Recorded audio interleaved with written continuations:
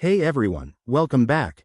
If you're looking to move your Cardano, ADA, from Uphold to Bitrue in 2025, you're in the right place.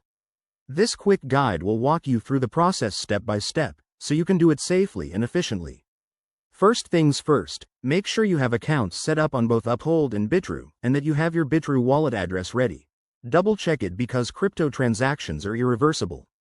Let's dive in. Start by logging into your Uphold account. Once you're in, navigate to your dashboard and find your Cardano holdings. Click on the ADA balance to open the options menu. From there, select Withdraw or Send. It might vary slightly based on the interface updates in 2025. Next, you'll need to enter the withdrawal details. Paste your Bitrue wallet address into the recipient field. Be precise here. One wrong character could send your funds into the void. Then, specify the amount of ADA you want to withdraw.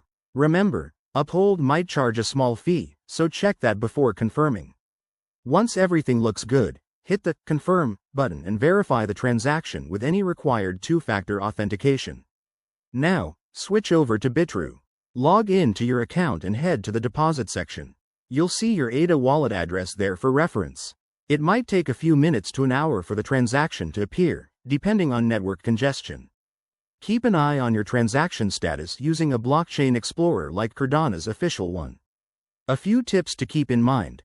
Always use a secure internet connection, enable all security features on both platforms, and never share your private keys.